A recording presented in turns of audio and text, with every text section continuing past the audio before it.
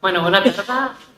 Anava a dir tots i totes, però de moment a tots que esteu aquí aquesta tarda i, bueno, i que esteu aquí interessades pel tema, per un tema que és fonamental per a la nostra democràcia, com sabeu, la llibertat i la independència dels mitjans de comunicació.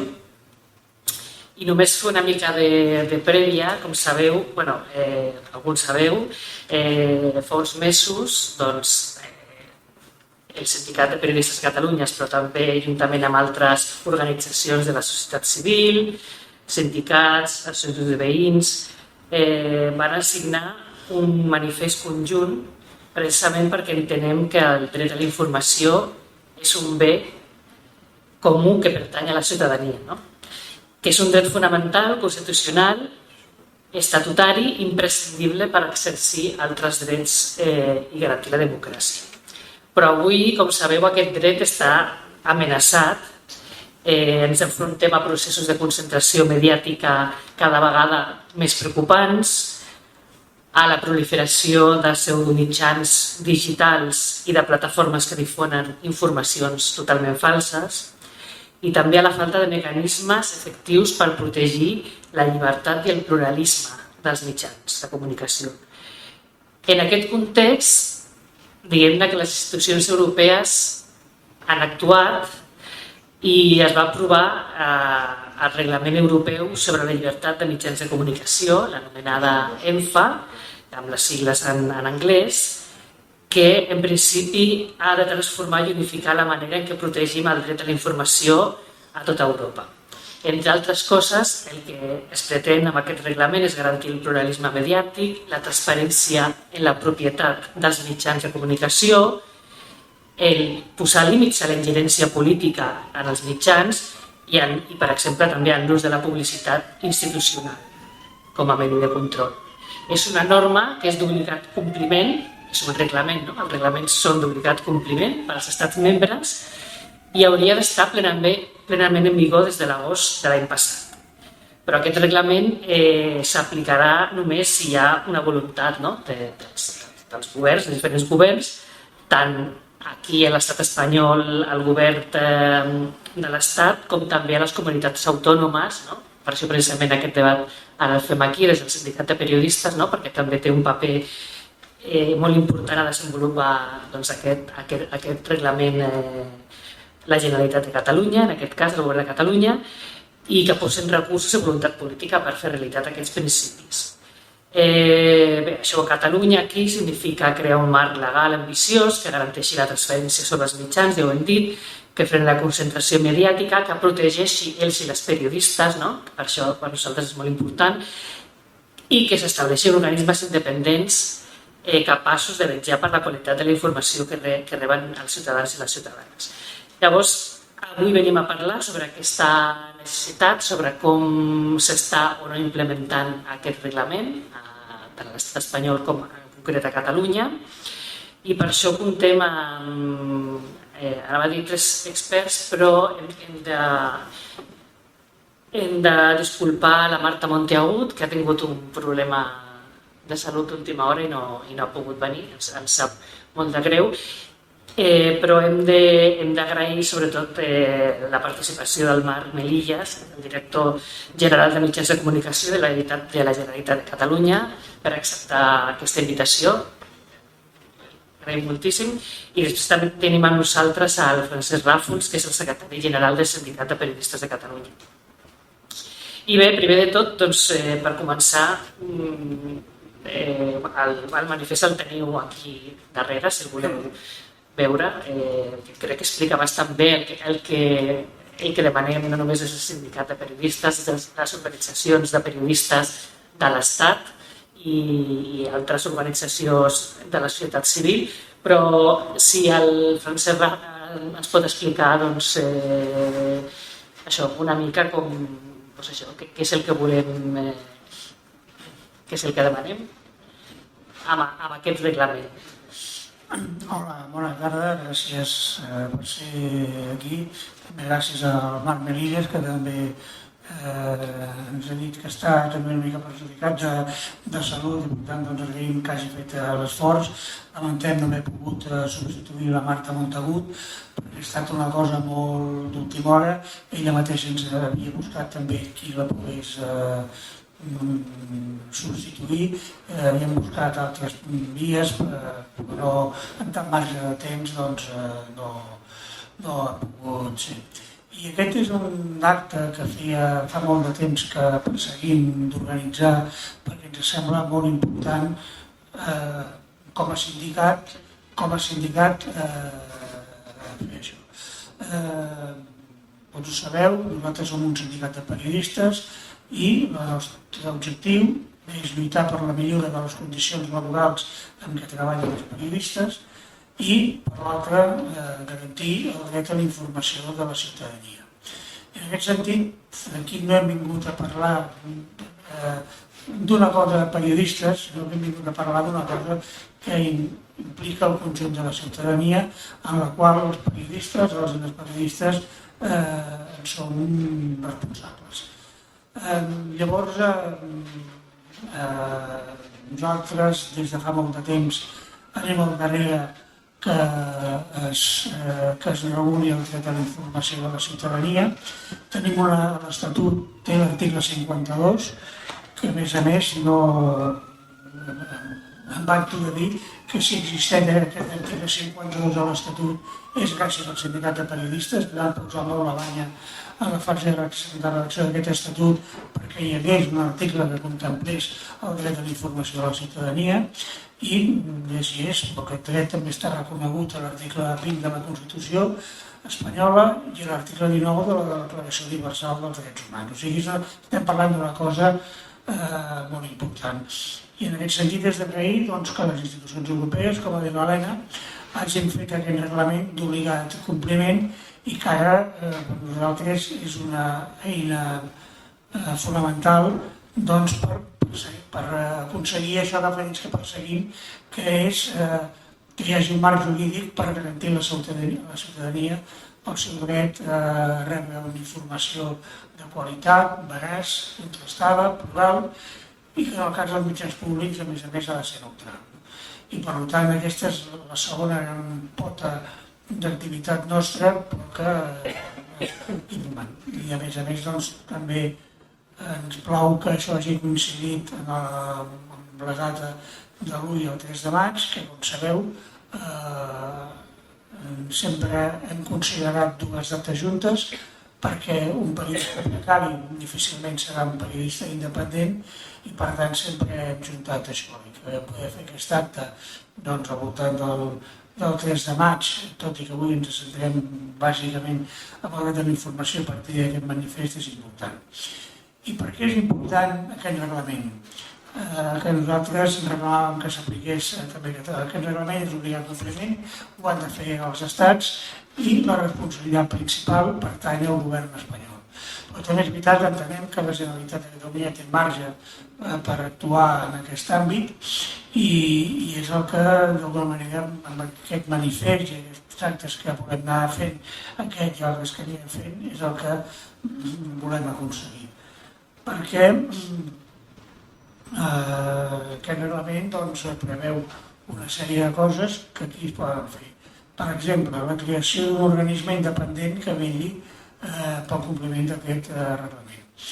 A nivell de l'escala del govern espanyol hem decidit encarregar això a la Comissió Nacional del Mercat de les Telecomunicacions, és un organisme que encara no té ni els recursos ni els mitjans per fer la seva feina i per tant és remullat, està a la llei del Congrés, però sabeu la correlació de forces que hi ha només al Congrés dels Diputats i això no avança. Però creiem que a Catalunya sí que també es podria crear aquesta autoritat a partir de donar al Consell de la Informació de Catalunya un rang d'organisme creat per llei i que es pugui ocupar d'aquestes qüestions. També ahir, representants de les entitats que firmem aquest manifest, ens vam reunir amb els grups parlamentaris de la Comissió d'Afers Institucionals del Parlament per demanar que els grups parlamentaris impulsin iniciatives en aquesta línia, perquè i d'alguna manera instin el govern a prendre una sèrie d'actuacions o que ells mateixos n'impulsin algunes. N'hi ha una que la llei de l'audiovisual que s'està tramitant en aquests moments al Parlament, que va decaure de la legislatura passada i que torna a estar a tràmit i que aquesta llei caldria que avancés perquè forma part de tot el cos jurídic que ha de donar cos amb aquest reglament. També es pot avançar en temes de transparència en la propietat i la fons de finançament dels mitjans. El reglament obliga que hi hagi un cens dels mitjans de comunicació que hi ha, qui són els seus propietaris, quins són els ingressos que tenen per la publicitat institucional, obliga una sèrie de normes que en aquests moments no s'estan complint i que s'han de fer coses. Sabem per una conversa que hem tingut que el govern català està avançant en aquesta qüestió. El Marc Marilla ho explicarà perfectament el que s'està fent i quin és el context, però simplement insistir en la necessitat que aquest reglament s'apliqui d'una vegada per totes a Espanya, però a nosaltres ens pertoca intentar que es faci a Catalunya dins del marge de maniobra que pot deixar l'aplicació a nivell estatal. Només dir que també hem obert una fase perquè altres entitats es puguin adherir a aquest manifest. De moment, com a entitats periodístiques hem firmat nosaltres i el col·legi, els sindicats, comissions obreres i UGT, i després una gran entitat social com és la Federació d'Associacions de Veïns de Barcelona, que pensem extendre-ho a moltes més entitats socials, i després el grup Hermes de Recerca en Comunicació, de professionals que estan preocupats per la deriva que està tenint el món de la comunicació i que estan treballant en aquest àmbit. Jo podria aquí gastar la meva primera intervenció una mica per marcar quin és l'interès que tenim nosaltres en que tot això tiri endavant, que no és altre que aconseguir que es garanteixi el dret a la informació de la ciutadania que estableix a l'article 52 de l'Estatut. Sí, gràcies, Quico. Ara seria el torn del Marc Melillas. Quines previsions té el govern català per el desenvolupament del reglament? El govern té... Primer, gràcies per convidar-me al sindicat i bona tarda a tothom. El govern té diferents línies, des del pla normatiu fins a les accions que va desenvolupant de forma ordinària. En l'àmbit legislatiu, les bones notícies crec que podem donar és que, per una banda, com ja s'ha apuntat, la llei audiovisual està en tràmit i crec que la voluntat és que aquesta llei audiovisual avanci amb la idea d'implementar totes aquelles parts substancials de la ENFA i de la DCA, de la Digital Service Act. Per tant, el fet que això ho fem des de la proposició de llei que va presentar Esquerra al Parlament, això fa que accelerem processos i seria bo que poguéssim al llarg d'aquest any, com a molt tard, això ja dependrà de la tramitació pròpia de la llei, poguéssim implementar tots aquests punts de l'ENFA que, com ja s'ha dit reiterades vegades, és obligat compliment. Per tant, jo en aquest sentit soc optimista en el sentit que partint d'una llei de l'audiovisual que ja es va acordar i que va aprovar l'anterior govern, el projecte de llei que va anar al Parlament i que va decaure l'anterior legislatura, però partint d'una bona base, que és la llei de l'audiovisual, però és veritat que ara aquesta llei de l'audiovisual l'hem de transformar perquè incorpori tots aquells elements substancials de l'ENFA. L'ENFA en el fons hi ha un canvi de paradigma important, que ja no parla de mitjans audiovisuals, sinó que parla de mitjans. Per tant, segurament haurem d'avançar cap a una llei de serveis de mitjans de comunicació. I això no és menor i tindrà una sèrie d'efectes en diferents títols, sobretot els títols, per exemple, de definicions. El títol actual de la llei audiovisual té tot, més de 25 definicions, totes elles subjectes al que és l'audiovisual, i fins i tot em permetria dir d'un audiovisual que en molts casos ja no és l'audiovisual que avui coneixem. I d'altra banda s'han incorporat tots aquests elements essencials de l'ENFA, i que aquí s'ha parlat, és a dir, però que també està en el nostre ordenament jurídic, el tema de la pluralitat, evitar concentracions, la llibertat de premsa, hem d'incorporar la premsa, és a dir, quan deia l'ENFA parla de mitjans, hem d'incorporar els mitjans d'ENFA dintre els mitjans de premsa, els digitals, dintre del que és aquesta regla, aquesta base de llei audiovisual. Per tant, títols 1 i títols 3, que seria la part de governança, són elements claus per adaptar aquesta llei de l'audiovisual cap a l'ENFA. Tindríem altres temes de publicitat i tal que també incorporaríem, caldria veure, i això ho veurem en el procés de tramitació i de debat amb els mateixos partits com es van tractant aquests temes. El govern espanyol, nosaltres partim d'una realitat que la nostra llei audiovisual quasi podem dir que és el 2005. El govern espanyol implementant la directiva del 2018, que és la que feia l'anterior, es posaven la que és la llei del 22, però continua sent una llei audiovisual. El que estem parlant de dir, hem de posar al dia com ja s'estava fent l'audiovisual i a més aquesta visió, canvi de paradigma de parlar de mitjans.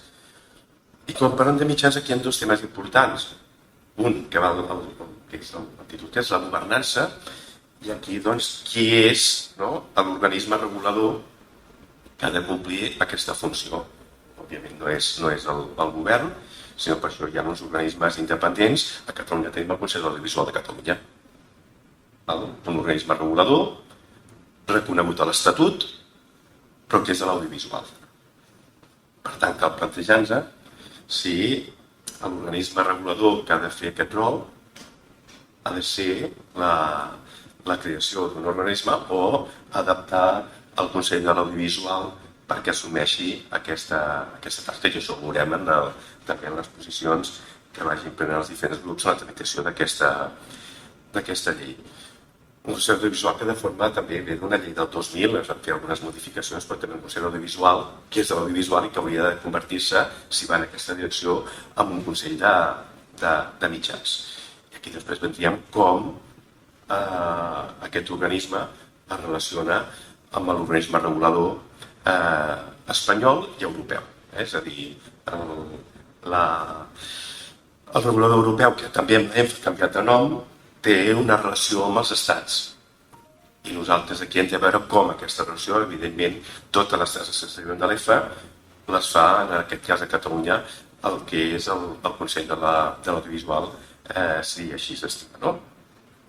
Això per la banda de modificacions essencials de l'ENFA, és a dir, de la llei audiovisual per incorporar l'ENFA, amb definicions i amb l'articulat específic, el tema de governança, tema clau. El tema de governança després va vinculat amb el que és el registre. I aquí no tothom ho té tan clar tampoc. És a dir, aquests plantejaments són fàcils, però jurídicament tenen una complexitat que a vegades aquí hi ha qui diu que si això va contra la llibertat d'empresa, la llibertat d'expressió, per tant haurem de veure amb quina ambició es fa aquestes bases, però sí que és essencial poder identificar al final, que és l'esperit que marca l'ENFA, quina és la titularitat d'aquests mitjans i com es financia. Ara ho hem vist darrerament, el govern espanyol està fent l'avantprojecte, va fer la consulta fa un parell de setmanes, potser una mica més, el temps és molt líquid. Va fer una consulta pel tema de la llei de publicitat institucional i fixava ja una limitació de la propietat institucional als mitjans de comunicació, que l'estimava en un 35%. Ja és una primera regla que evidentment té la lògica per garantir d'altra banda la independència d'aquests mitjans. Si nosaltres ara féssim un exercici molt ràpid i traslladem això al nostre ecosistema a Catalunya, en funció de on posem aquest percentatge, entre la publicitat i les subvencions ens carreguen més de la meitat del sistema. Perquè a vegades la direcció de mitjans està al voltant d'uns 550 mitjans privats a Catalunya, entre digitals, premsa, ràdio i televisió. Insisteixo de privats, tindríem després tot l'ecosistema públic, de ràdios municipals i televisions privades. Ja no parlo de butlletins. I tenim un ecosistema de 550 mitjans que forma part de la riquesa del país, mediàtica, cultural, d'aquest teixit associatiu molt ric, molt fràgil i alhora molt dependent dels recursos públics. I aquesta també és una realitat que l'hem de tenir en compte quan parlem del nostre ecosistema i com traslladem aquestes regles si volem mantenir l'actual sistema. Això pel que fa a la implementació de l'ENFA, l'esperit de l'ENFA l'ho definit també, que ja no insistiré més per aquí. L'altra iniciativa legislativa important que aquesta sigla estem portant des del govern és la llei de l'Agència Catalana de Notícies. Fins ara l'Agència Catalana de Notícies és una empresa Intra Catalònia dependent, fins ara, això ja ha canviat, avui per avui Intra Catalònia ja és 100% del govern de la Generalitat, fins fa uns mesos era 70% la Generalitat i 30% la Corporació Catalana de Mitjans Audiovisuals. Finalment, en tant que l'Activa Multimèdia no tenia activitat, l'únic que quedava era aquesta relació accionarial en el que era Intra Catalònia i amb el tema de simplificació d'empreses, etc., es va decidir finalment que Intra Catalònia fos 100% de la Generalitat. S'estan modificant, per tant, tota l'estructura com a societat única de la Generalitat. I d'altra banda s'està avançant en una llei de la CN que ha de garantir, entre altres, la governança de l'agència, la seva independència. Recordem que fins ara l'Agència Catalana de Notícies, encara avui, el secretari de mitjans és el president de l'Agència Catalana de Notícies. I això ho trobem normal durant tota la història. El que estem fent ara és que l'Agència Catalana de Notícies tingui una llei que reguli el seu funcionament. Per una banda, que una cosa que també ja han fet, el Consell d'Administració s'incorporin independents. En aquests moments, dintre de la composició del Consell d'Administració, hi ha tres consellers independents, el que en el moment era el degà del Col·legi de Periodistes, el que avui és el degà del Col·legi de Periodistes, el Joan Maria Morros, el Joan Carles Rius, el president del CIC, i l'Enric Marín, que en aquest moment estava com a degà de la UAB. Són tres persones independents. Amb la llei l'objectiu és que els independents siguin majoria en aquest Consell d'Administració. El Consell d'Administració, que d'altra banda ha d'estar validat pel Parlament, a veure com s'acaba de desenvolupar la llei, però la idea és que sigui el Parlament qui valori l'idoneïtat d'aquest Consell d'Administració. I el que ja han fet també, i que quedarà fixat per ell, és que el director, que és la màxima figura executiva de l'agència, director o directora, surti per un procés de concurs públic i que reti comptes al Parlament, una mica seguint la mateixa relació que la Corporació Catalana, que compareix periòdicament al Parlament, doncs el mateix. El director de la CN, a qui ha de retre comptes, és el Parlament de Catalunya, a la forma en què s'estimi, i la relació amb el govern hauria de venir fixada per un contracte programa, on es fixen les funcions i l'encàrrec, l'encomana que té l'Agència Catalana de Notícies, i en aquest cas, en el seguiment del contracte programa i en el compliment de les seves funcions, anar fent el traspàs de les partides econòmiques que hagin acordat perquè es puguin prestar aquests serveis. Això es diria que són les dues grans línies en el marc jurídic, en el ordenament jurídic.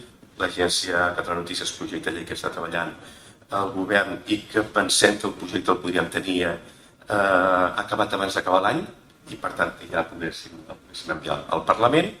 I en canvi el que fem per la llei audiovisual, avancem cap a l'EFA, aprofitaríem la proposició i el tràmit que en aquests moments s'està fent al Parlament. Tant de bo, podem dir que d'aquí un any, si tornem a tenir una taula com aquesta, puguem celebrar que tenim el nostre marc jurídic actualitzat, tant per una llei nova com és la de la SENA, com la d'aquesta llei de serveis de mitjans. Però, com deia també, al final vas fent coses que es tracta d'anar fent. No cal fer la llei de la SENA per decidir que el director o directora de la SENA surti per concurs públic. Tampoc cal esperar la llei perquè en el marc de les subvencions que dona la direcció de mitjans, en els nous plecs posem com una de les, no un requisit, i aquí és feina també dels periodistes i de les empreses periodístiques. Per tant, no tot s'arregla amb normes. Les normes ajuden molt. Però els que fem la feina del dia a dia també hem de contribuir. En el seu moment, Catalunya va avançar molt amb dos organismes que jo crec que en el seu moment van ser un referent, el Consell de l'Audiovisual de Catalunya i el Consell de la Informació de Catalunya. Sí. Els dic que l'estem intentant, i parlem molt amb el Rius, que torni a tenir el pes com a òrgan d'autoregulació. I la bona notícia és que el Col·legi de Periodistes va fer una actualització del seu codi deontològic a finals de l'any passat, si no recordo, al novembre.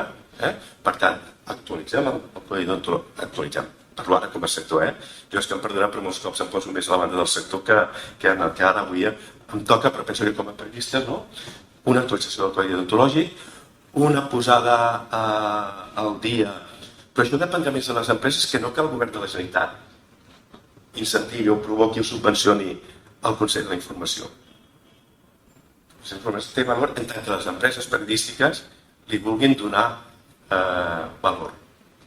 I aquí és on hem de crear tots plegats un espai de mitjans confiables. Perquè si no tenim aquest espai de mitjans confiables,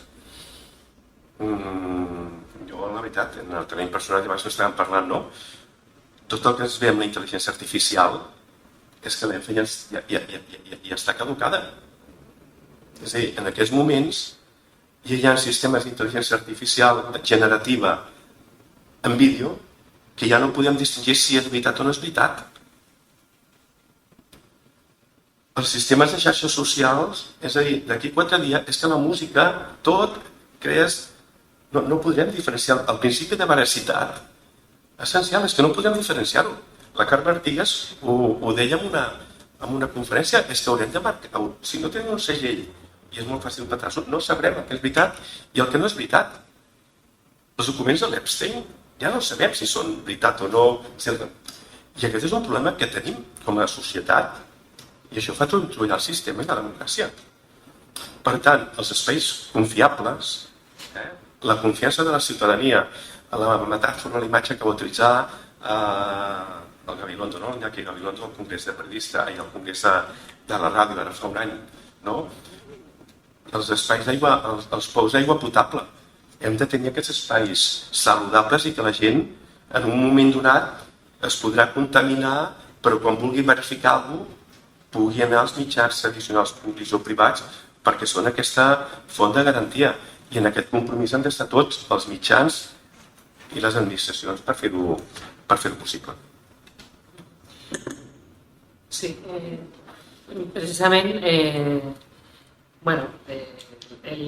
aquesta llei no parla específicament de les condicions laborals, professionals dels i les periodistes, però com penseu que això que aquesta llei pot ajudar, i quina manera pot ajudar a també que la professió periodística torni a tenir menys de cara a la ciutadania aquesta importància i també que pugui garantir els drets laborals i professionals d'alguna manera. El reglament o qualsevol llei sobre la informació que tingui com a objectiu que els mitjans, les xarxes, o sigui, hi hagi informació veraç, Això només pot passar perquè vingui acompanyat perquè les persones que han de fer aquesta informació disposin d'unes condicions laborals dignes i que els permeti defensar el caràcter independent de la seva feina. Mentre això no pugui ser així, doncs això anirà a coix. Hi ha països al nostre entorn que tenen normatives molt més bones pel que fa a les condicions laborals dels periodistes. Aquí encara no s'ha aplicat, tot i que portem temps endarrerant-ho. En qualsevol cas, ja també el que m'agradaria comentar és que la llei parlava de com, per exemple, el codi ontològic que s'ha ampliat ara, el Congrés de Periodistes que es va fer el mes de novembre, està millorat i hi ha moltes coses d'aquestes que s'estableixen maneres de funcionar molt òptimes. El problema dels codis ontològics, que pot ser el codi ontològic més perfecte del món, però mentre aquest codi ontològic no sigui obligat compliment per llei, és un brindis al sol, perquè mentre no es digui què passa quan incompleixes i passa alguna cosa, jo sempre ho comparo amb el mateix. Si el codi de circulació no digués què passa quan vas a accés a la velocitat, quan no és begut o drogat i saltes els stops, tots agafen els vermells i tot quedés a la lliure responsabilitat dels conductors, però sabem què passaria a les carreteres i als carrers doncs amb la informació, com que no passa res, si et passa el codi ontològic per l'entrebuix, doncs per això estem, no? I estem veient i llavors a partir d'aquí hi ha països que ho tenen millor i països que ho tenen pitjor. El reglament aquest pot servir per intentar harmonitzar aquestes coses, però simplement ha de quedar clar que l'aplicació d'aquest reglament és necessària com a primer pas per anar normalitzant moltes coses. I el problema és que a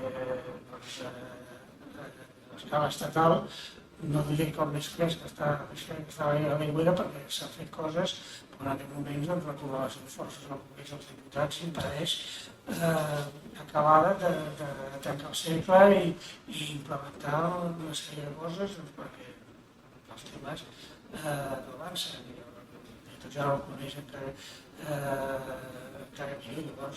Llavors doncs aquest és un problema i per tant doncs clar, el reglament és obligat compliment des de l'agost de l'any passat. Tenim ara aquí les portes una normativa, això és una directiva que no és d'obligar compliment, sinó que els estats van transposar la seva legislació, que és la llei anti-SLAPP, aprovada també pel Parlament Europeu. Hi ha termini, crec que és fins al 8 de maig, no sé quin dia del mes de maig, perquè els estats la incorporin a la seva legislació. Si el reglament, que ja és obligat compliment, estem veient com està, per preveure que la llei anti-SLAPP la podem tenir estiu, és somiar duites, no? Que de tot això en depenen moltes coses, perquè les SLAPP hi ha molta gent que pateix. No oblidem que la paraula SLAPP, les sigles SLAPP, si li treus una P, en anglès vol dir bufetada. O sigui, és que sabem el que s'ha fet. I per tant, bueno, també volia matisar aquestes coses. Sí, bueno, la matització, les directives també s'han de... O sigui, obligatòriament s'han d'aplicar. El que passa que cada país ho pot interpretar i ho pot fer en una llei de manera una mica diferent, però la directiva sí que l'han d'aplicar, o sigui, també és d'obligat compliment. La diferència amb el reglament és que sí que realment el que diu el reglament, no? tot el que diu, un òrgan regulador, això, exactament el que diu el reglament s'ha de transposar al país. La directiva la pots una mica interpretar, no? Però igualment l'has de complir, no? Has de complir els objectius de la directiva. Esperem que aquesta es compleixi.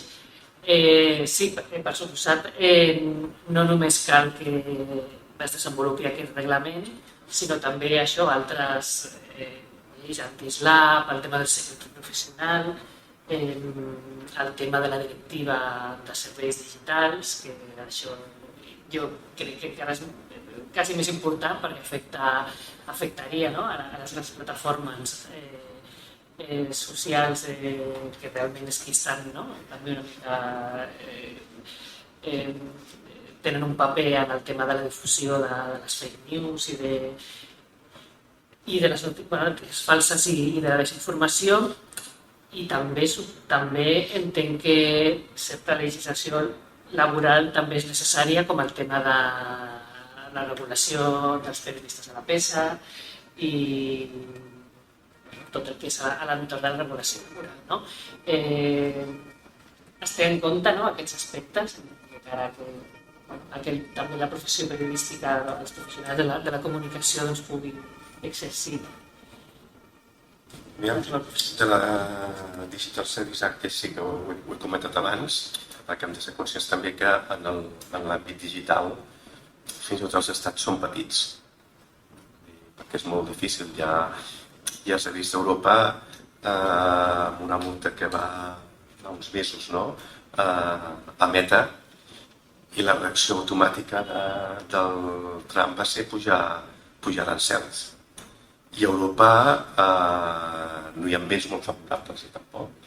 Amb el marc normatiu hi ha voluntats també de canvi.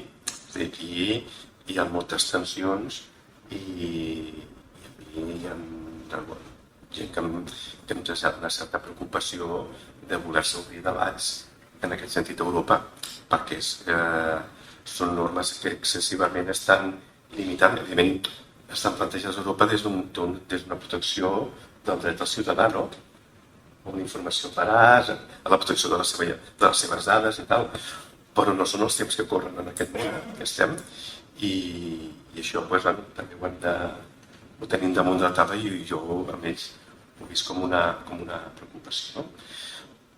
Però pel que depèn de nosaltres, de moment el que tenim és aquesta ENFA, que ja s'ha dit reiterades vegades és obligat a compliment, i per tant hem d'aprofitar aquest tràmit de la llei audiovisual per implementar totes aquelles mesures que ens permetin garantir el nostre ecosistema mediàtic amb el màxim de garanties per la qualitat d'aquest sistema. D'allò que no depèn de nosaltres, doncs veurem què fem. Des del punt de vista laboral, avui per avui, la llei de l'audiovisual, que jo sàpiga, no contempla cap mesura en l'àmbit laboral, ni sé si és el lloc que a mi aquí ara se m'escaparia, però no, tal com està dissenyat, no sé. Sí, abans així d'obrir una mica el debat que volem fer amb els que esteu aquí, jo tinc una mica la pregunta que penseu de com jo crec que aquests temes, si hi hagués una gran demanda per part de la ciutadania, igual que hi ha demandes pel dret a l'habitatge, per altres drets, per al dret a la informació, què podem fer des de tant, en aquest cas, els sindicats, organitzacions de la societat civil i des del govern per implicar més la ciutadania per sensibilitzar de que és important realment aquest tipus de legislació, i sobretot el que sí que és possible accedir i que hi ha el dret a accedir a una informació veraç i de qualitat. Jo crec que hem de seguir explicant pedra, Laia, fent pedagogia, perquè aquesta és una situació que és difícil de canviar. La gent, la ciutadania, té molt clar quins són els seus drets en temes com la salut, l'educació, la justícia, el treball, l'habitatge,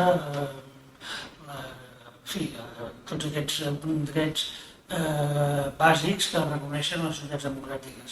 Però no té gens clar que el dret a la informació sigui un dret quan és justament probablement el dret més important perquè és el que permet tenir les dades suficients per defensar millor la resta de drets. No?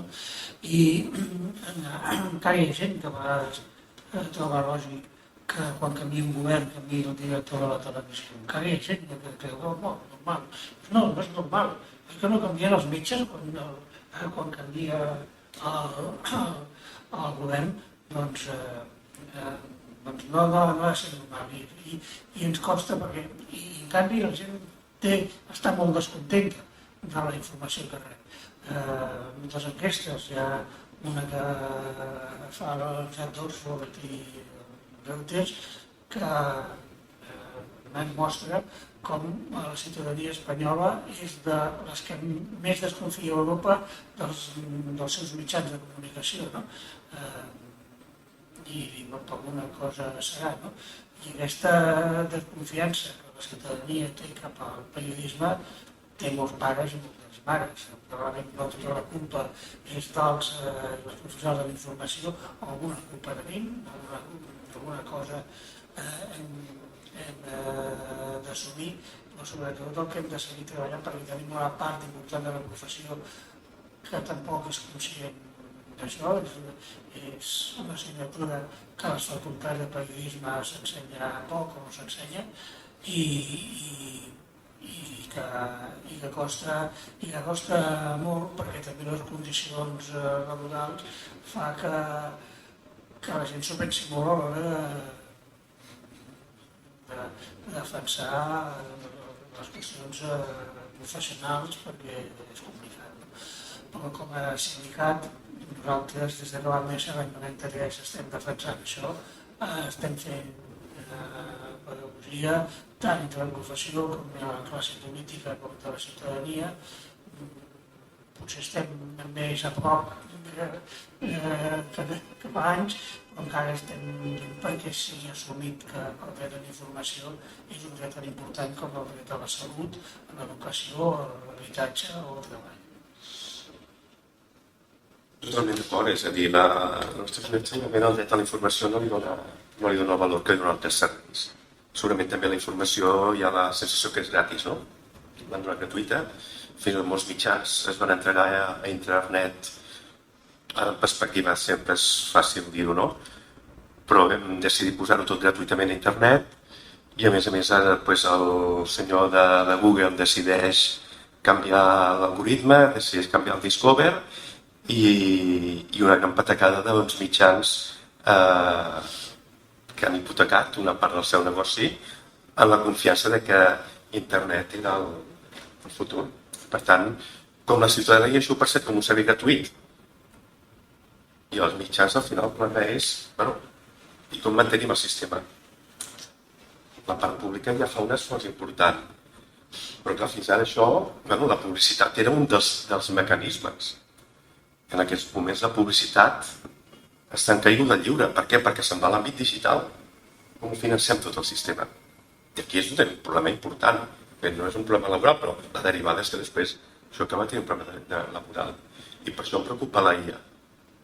Perquè pot haver un sistema de recerca d'un diari que ha tingut un periodista dedicat a treure un tema en recerca aquí, entrevistant allà, i quan treu la notícia en 5 segons n'hi ha punxat un altre i li ha donat el to que ha volgut i només ha tingut la primícia 5 segons perquè l'altre li ha punxat a Mia.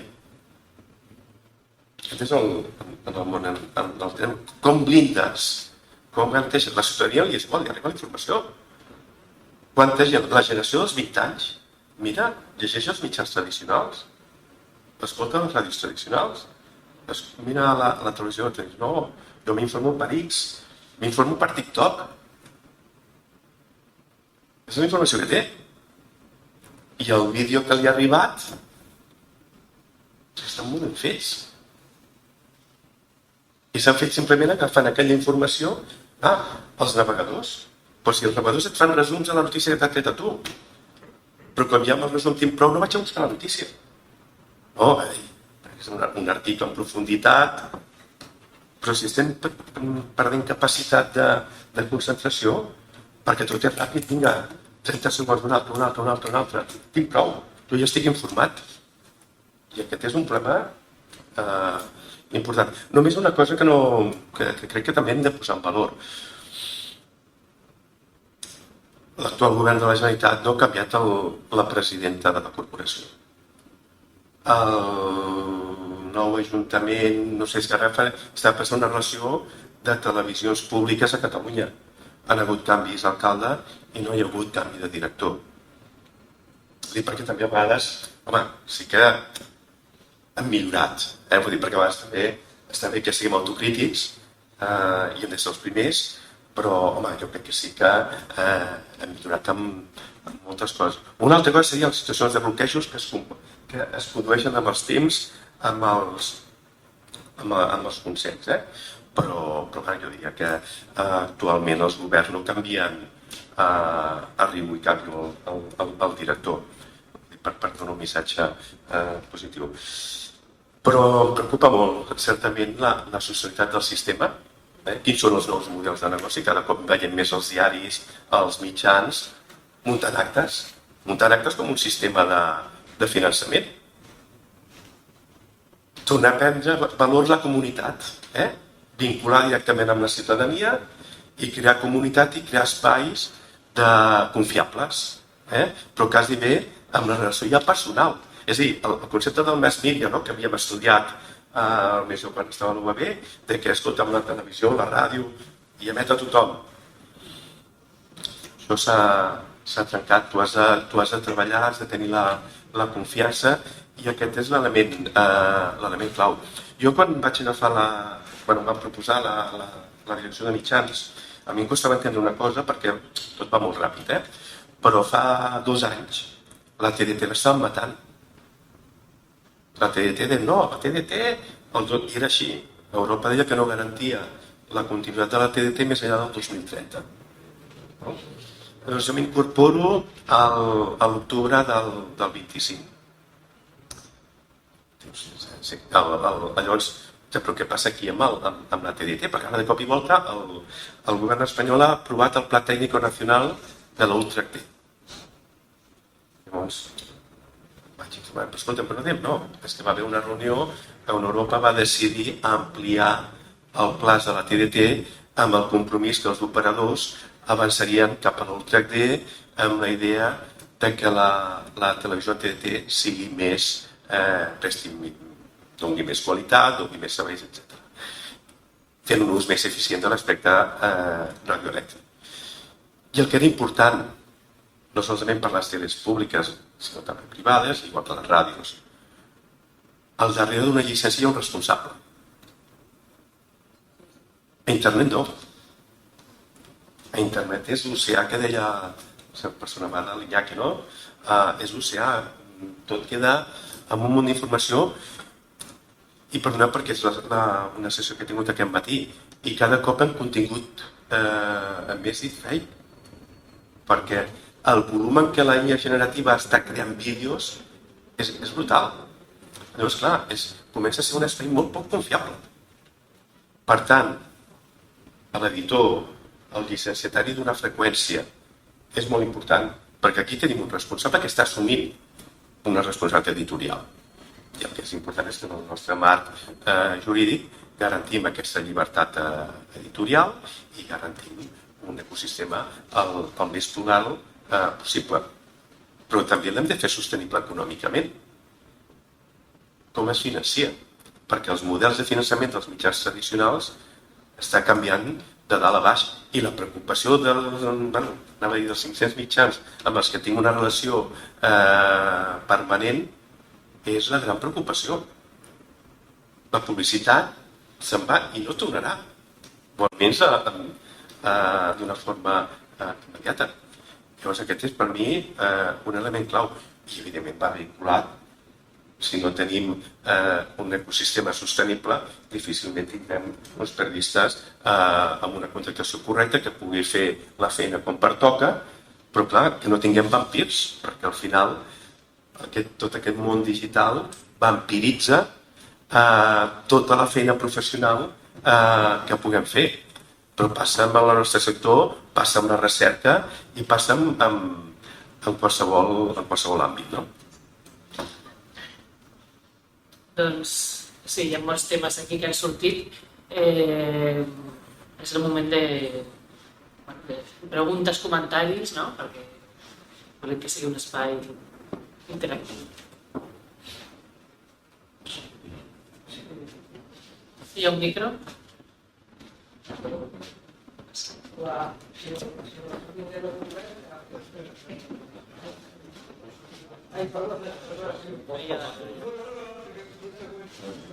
No, jo seré molt breu. Sí, jo seré molt breu. A mi em sembla, tinc la impressió, que la confiabilitat, com tu dius, és clau. Llavors el finançament s'ha de fonamentar sobretot en la confiabilitat. Em sembla que és un error del 35%, perquè si la confiabilitat, si determina la confiabilitat, hi ha altres sectors que la determinen, o sigui, per exemple, les universitats i el sistema d'homologació pública. Si és independent, per què el 35 o el 50? Sempre no sigui el mateix. Segona, és una contradicció amb els mitjans públics que no tenen el 35, tenen el 100%, i poden no ser confiables. No sé si està encès o no. Sí? O te l'apropes? No, escolta, algunes consideracions. El tema aquest no s'acaba mai, és molt complex. No. Però m'agafaré alguna de les coses que heu comentat per posar-hi un contrapunt. Que si hem d'aplicar ja la llei de mitjans de comunicació a Catalunya, efectivament, aquí sempre històricament, hem estat pioners en la regulació de la comunicació. El Marc ha comentat la llei del CAC del 2000, la llei audiovisual del 2005, no hi havia res a nivell espanyol. No hi havia cap consell, no hi havia cap llei audiovisual.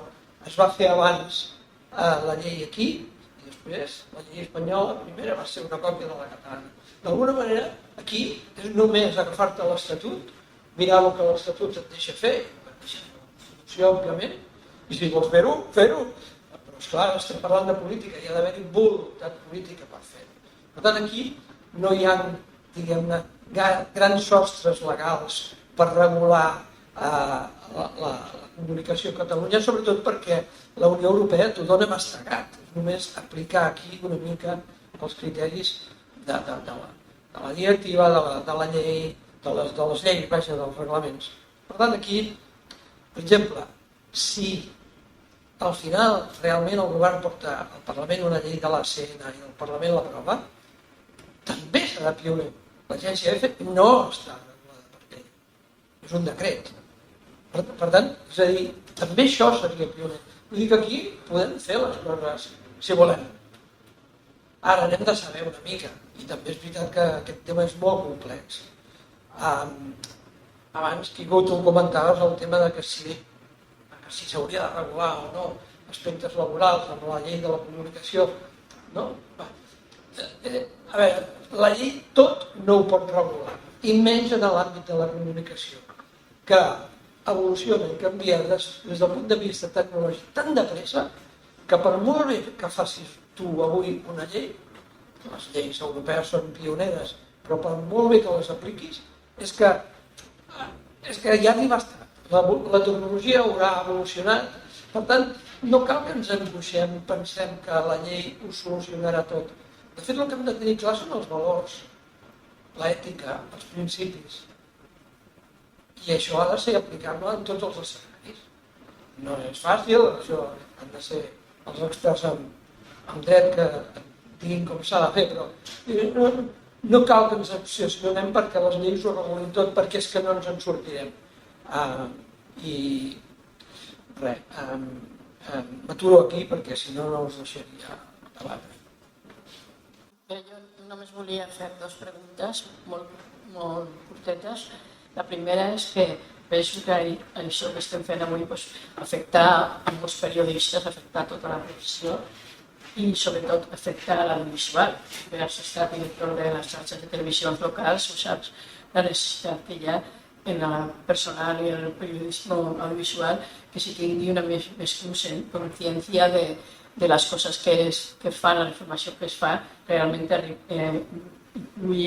és inclusiva, incluye a tothom, té un aspecte feminista, parla de tot i no ve només unes coses, i jo penso que és molt important per a tots els periodistes. Llavors, la meva pregunta és dues preguntes. Primera, és un acte aquest que penso, ingenuament, perquè no tinc ni idea, que per què no s'ha fet al Col·legi de Periodistes, comptant amb alguna persona de l'audiovisual també, i que intentar arribar a molta més gent, perquè aquesta qüestió ja és de molts anys, com el Verdugo l'ha portat molts anys, i la seguim portant, i llavors és una pregunta que no ho sé, però bueno, pregunto. I la segona pregunta és que en el document aquest que ens han lliurat està molt bé, parla també de que sembla que va sortir una publicació pública, una publicació en què sortiran els mitjans de comunicació els interessos que tenen al darrere, qui ho porta, quin grup estarà. Això és molt interessant, que estarà al darrere, perquè també això pot arribar a molta gent i pot arribar a que la nostra, el que nosaltres estem proposant i el tema de garantir la independència dels mitjans de comunicació, també és molt important que aquesta informació la coneixi des dels alumnes de la facultat fins a l'últim periodista. L'hauria de conèixer tothom. Jo us pregunto, és una idea aquesta, com moltes que surten així, o realment tindrà una publicació real? Són aquestes les preguntes, lo del col·legi i lo de... Seré telegràfic. Primer, uns dubtes per no ser tan optimista. El primer problema és que es diu és una norma d'obligat compliment, però no hi ha qui la faci complir i portem un any i mig de retard. Per què? Perquè la Comissió Nacional no... Qui persegueix la Comissió Nacional perquè faci la feina que hauria de fer la Comissió Nacional? La segona qüestió és que a la Comissió Nacional de Mitjans, de Mercat i la Competència depèn de presidència. Això és un flanc per una oposició atacarà dient que un organisme que no depèn, depèn de la presidència, és a dir, depèn del govern, és a dir, no és un organisme independent. Aquest és un hàndicap que es pot entendre, perquè clar, si es porta al Congrés ja sabem quines majories hi ha al Congrés, però aquest és un problema. L'altre tema és el tema de que efectivament la llei planteja de les majories qualificades, majories a 2/3, 3/5 parts. Però resulta que mentre es defensa això, a totes les radiotelevisions autonòmiques en mans del PP o del PP i el Vox es va absolutament en sentit contrari de la norma. I la norma europea, que s'hauria d'estar aplicant, no diu ni mu. No diu ni mu ni el mercat de competència que se sàpiga. Aquest és un problema que I segon, justament per això, perquè hi ha aquesta voluntat, és estrany que la llei d'audiovisual, que és molt interessant des de molts punts de vista, hi ha hagut ja amb l'anterior projecte del govern i ara d'Esquerra Republicana ha fet una passa enrere en un tema, que és el tema de les majories qualificades per elegir els consells d'administració i els presidents dels mitjans públics locals. Casualment, amb el projecte de l'any 22 aproximadament es mantenia el que diu l'actual llei de l'audiovisual del 2005, que és majoria qualificada, que és el que es defensa per la corporació, que és el que es defensa per l'ACN, i aquest estrany projecte que s'ha tornat a plantejar al Parlament diu majoria absoluta. Que algú ho expliqui, sisplau, perquè això és una contradicció absoluta amb la normativa, amb la tradició, etc. Llavors només dos dubtes, sobretot pel marc. El tema és la Comissió Nacional del Mercat i de la Competència, quina voluntat té respecte als organismes autonòmics? Perquè a Catalunya ho tenim molt clar, però a Espanya hi ha 17 autonomies, hi ha hagut contactes amb la Comissió Nacional. I l'última cosa és, pel que fa a l'ACN, que és molt positiu que es faci la llei, les 3 persones que venien en nom de la corporació, que ningú sap què pintaven, s'ha d'esperar la nova llei per veure com es reformula o se substituiran amb més incorporació de personalitats independents? Aquesta és la pregunta. Bueno, sí que primer contestaré el que deia la Júlia i alguna cosa que has comentat. Per què no s'ha fet el col·legi? Perquè l'hem organitzat aquí, aquest és un acte que hem organitzat nosaltres, tant de bo puguem organitzar actes amb el col·legi, i de fet tenim previst seguir parlant de tot això amb altres actes, i quan més unitats d'acció tinguem, molt millor. Però això no treu que les entitats també puguin tenir, evidentment, les seves pròpies iniciatives i i fer això. Si hi hagués hagut més gent no ho sabem, perquè a vegades en coses que he fet al col·legi, també s'hi hem dit. Sobre el tema de la propietat, no és que sigui una idea, és que la llei diu que s'ha de fer un registre perquè hi hagi tots els mitjans de comunicació diguin qui són els seus accionistes, que són els seus propietaris. No és una idea, això s'ha de fer, que sigui complert fins ara, sí, però la llei diu que s'ha de fer. I sobre el que comentava el Ramon de la Comissió Nacional del Mercat, el problema és que hi ha una llei del Congrés dels Diputats que diu que establirà quan s'aprovi que se li dona, es fa la creació efectiva d'aquesta vicepresidència que ara s'ocupa de l'ENFA i que a més se li donaran els recursos personals i econòmics per desenvolupar la seva feina. Com que aquesta llei no avança al Congrés dels Diputats i no hi ha perspectives que per trobar com a les seves forces hagi d'avançar, és una cosa que està parada. I el senyor Ángel Díaz Castillejo, que té una bona voluntat, em sembla que té 4 funcionaris per fer una feina que no pot fer. I el problema és aquest, doncs, la manca que es pugui donar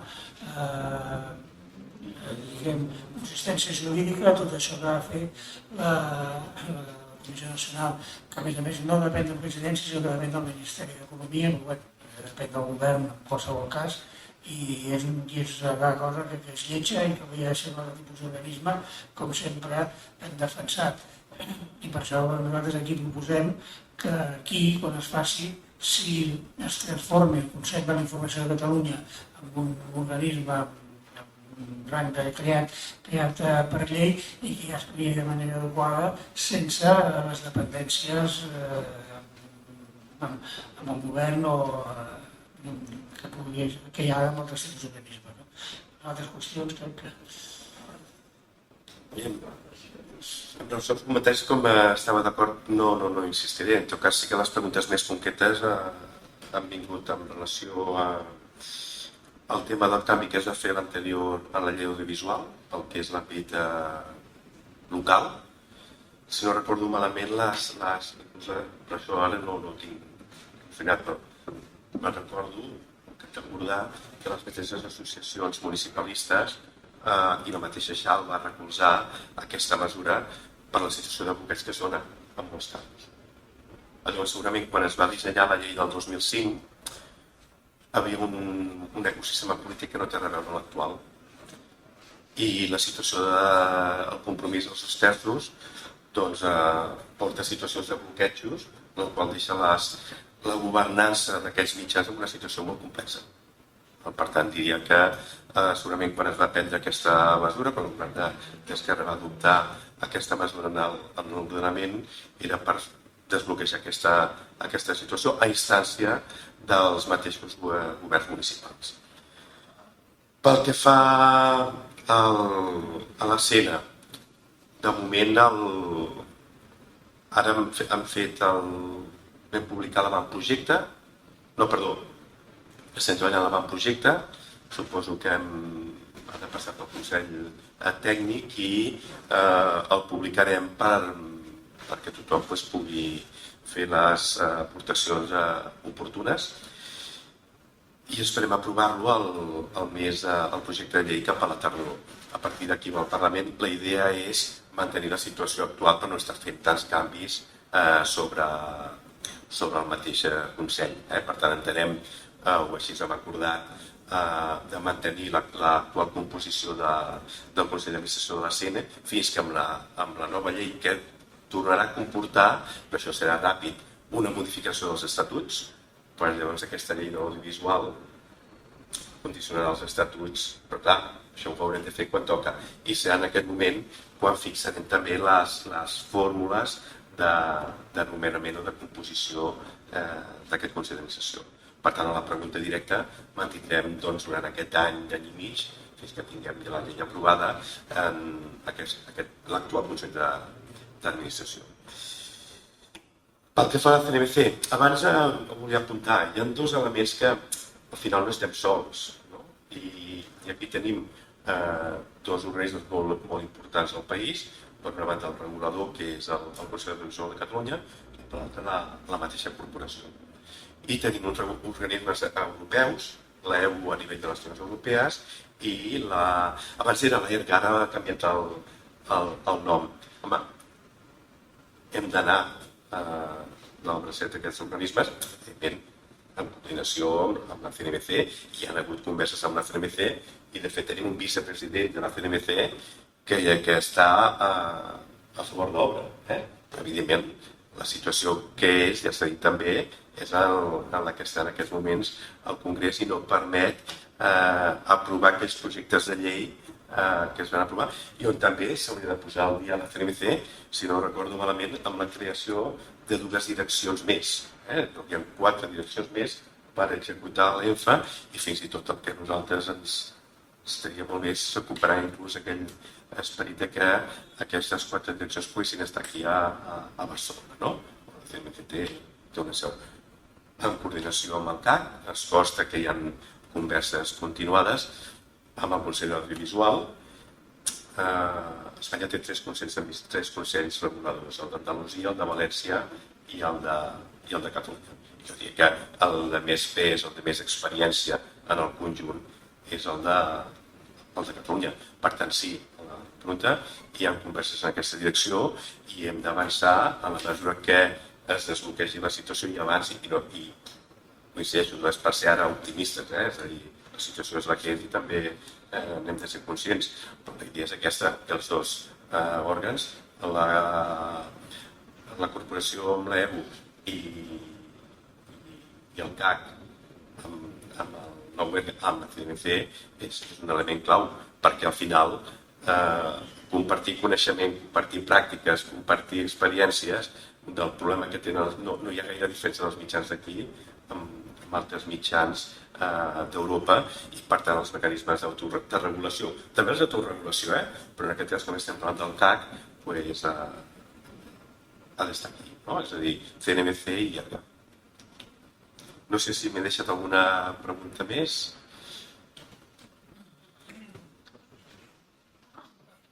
Parlarem com? Sí. Els últims mesos, el Josep Carles Rius... El Josep Carles Rius ens havia parlat d'unes converses que havia tingut amb nosaltres sobre la possibilitat de vincular les subvencions públiques al fet de tenir un expedient net, anem a dir, al Consell de la Informació. És a dir, que si hi hagués alguna infracció detectada pel Consell, doncs aquell mitjà seria penalitzat no rebent subvencions públiques. Què hi ha d'això? Aviam. Si voleu ho acumulem, per guanyar bé. Sí. Anar molt ràpid i en aquesta línia. Jo volia preguntar si dins del desenvolupament normatiu de les diferents lleis en tràmit a Catalunya i de la normativa del reglament de l'ENFA, si des del govern s'és conscient de la necessitat que hi hagi capacitat sancionadora també en l'àmbit deontològic. Està molt bé que el Col·legi de Periodistes i amb el Congrés s'hagi renovat el Codi Deontològic, però el Codi Deontològic, per desgràcia, és paper mullat i és una selva, perquè tothom l'incompleix i l'únic que pot fer el SIC és recomanacions, dir que ho han fet malament, però el dia següent es torna a repetir i, evidentment, és una selva comunicativa que desvirtua la professió i desvirtua tota la comunicació i el dret a la informació de la ciutadania en general. Per tant, la meva pregunta és concreta, si des de vosaltres, des del govern, sentiu aquesta necessitat, si sou conscients que el nou organisme sigui el CAC o sigui un altre organisme diferent, independent, però que d'alguna manera tingui competències sancionadores en l'àmbit deontològic. Perquè, clar, si no el que passa, tenim un tipus de societat que si realment el saltar-se les normes no comporta una multa o una sanció, doncs això és la selva i es continua incomplint. Gràcies. Només per esgotar l'argument amicalment, és un minut només, la llei audiovisual actual sobre el tema del possible bloqueig, hi ha un paràgraf que no apareix en el projecte nou que diu que si no hi ha acord es pot tramitar el tema al CAC i el CAC ha de fer una proposta. És a dir, que l'actual llei ja preveia aquestes possibilitats i buscava una via de sortida. Aquest paràgraf ha desaparegut també en el projecte. No? Amb això només vull dir que s'entén perfectament i hem d'agrair que hagis explicat que això obeeix a les opinions d'alguns ajuntaments o de molts ajuntaments, però hem de ser conscients de la contradicció. S'està defensant per aquesta llei el contrari del que es defensa per la corporació, per la CN, etc. I resumint, aquesta posició vol dir governamentalitzar els mitjans públics locals i que el senyor Albiol tingui la majoria i pugui destituir el director de la televisió de Badalona i arreu pugui passar el mateix. És un problema i una cosa és la pragmàtica i els problemes, però l'altre són els principis i el principi és que aquí hi ha una contradicció. Sí, un moment que tenim 5 minuts. Segurament fins i tot per tenir majoria cal sumar, però... I després una altra realitat és que la realitat ha portat que llavors moltes televisions, algunes televisions públiques, tampoc n'hi ha tantes, doncs busquen un subterfugi, busquen una figura que no és la del director i el nomenen directament. Una de gerent o d'un consell delegat. Possiblement passi aviat amb una televisió pública a prop d'aquí. Pel que fa això per aquest punt concret, és a dir, però jo crec que l'esperit, i en aquest cas no vam redactar nosaltres la norma, però mostrava que hi havia aquesta situació o aquesta demanda des de l'àmbit públic local. L'altre tema que anava vinculat al SIC. Nosaltres hem incorporat a les subvencions que si estàs abonat al SIC, que no és sempre pagar una quota, si estàs compromès amb el compliment del codi deontològic que emana del SIC, les subvencions tens un increment d'un percentatge. En el seu moment havia estat un requisit per tenir les subvencions. No vam fer aquest pas perquè dintre dels mitjans hi havia mitjans que no havia aquest consens del paper que juga el SIC. És a dir, a vegades volem quitar-ho, no. Llavors, el que hem fet és un pas de dir anem a la mesura que podem, però i ho he dit abans. Això, ara per un moment, ens ho hem de creure com a mitjans. Un organisme autoregulador només té pes si ens ho creiem els que formem part d'aquest sector. Si l'instrumentalitzem, si el governamentalitzem, deixa de ser un organisme d'autoregulació. Per tant, l'important és, després rasques i tothom té la... No, és que a mi em van fer... Bueno, escolta, si ens ho creiem o no ens ho creiem. Per al govern, la pregunta que feies, per al govern sancionar, retirar una subvenció, necessitaríem tenir una base jurídica que avui no tenim. No és tan fàcil. Sobre què fonamentem? Sobre un informe del SIC, sobre 2, sobre 3, perquè és greu, molt greu, poc greu. Jurídicament, pot ser important, però necessitem, per això, en un procés primer que el SIC vagi prenent força, fer pedagogia, en el sentit de que els mitjans ens ho hem de creure. I hem de forçar el SIC a que faci la seva feina. Ara, jo crec que al final hem d'avançar cap a una lògica de corregulació, on l'organisme regulador és el CAC. I el CAC és el que té, o hauria de tenir les competències, els recursos i assumir en un moment donat la realitat sancionadora. És un organisme regulador independent, que ret comptes al Parlament. Pot fer el govern, ni ho pot fer el SIC, des de la meva perspectiva, que és un espai, diguéssim, professional, ètic, però no sancionador. No sé si m'explico, però jo crec que estem en un procés de construcció, però jo crec que aquí hauria d'assumir la mateixa la Corporació de l'Audiovisual, que és el que té els recursos, I avui té el mandat per l'audiovisual i hauríem d'estendre, entenc jo, aquesta visió, d'acord amb l'esperit de l'EFA, al conjunt dels mitjans, no? El tema de la premsa, aquí tenim un espai que hauríem d'acabar de parlar-ne.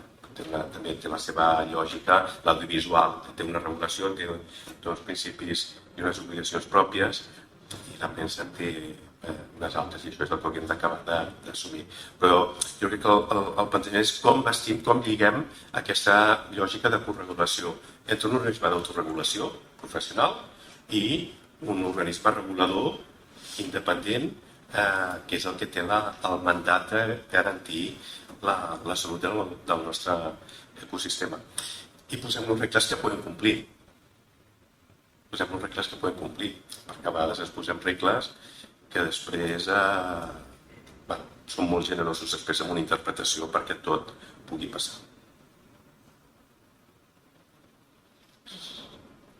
No, com que estem acabant, només dir una cosa, recordar-vos que demà hem fet una altra convocatòria a les 12 del migdia a la plaça de George Orwell per commemorar-lo el 3 de maig amb una crida que es diu Treball digne per un periodisme de qualitat, i que vam escollir la plaça Orwell perquè ens ha semblat un lloc molt simbòlic amb els temps que corren, per tal que a vegades tenim algunes guspires que s'acosta al que ell explicava en aquesta novel·la, doncs perquè intentar que mai no arribi ens ha semblat que era un lloc bastant simbòlic, i si podeu doncs, que ens veiéssim demà a migdia a les 12 a la plaça George Orwell. Bé, i amb això ja acabem. Gràcies per venir, i només també anunciar que aquest és un primer acte que fem sobre el tema de l'ENFA, però que aquest any tenim previst fer més activitats amb participació també potser d'experts europeus, d'autoritats europees, i inclús també potser a nivell estatal, però bueno, ja us anirem informant. Però només per quedar una mica motors, i farem més acció i més soroll. I us esperem, i gràcies per venir.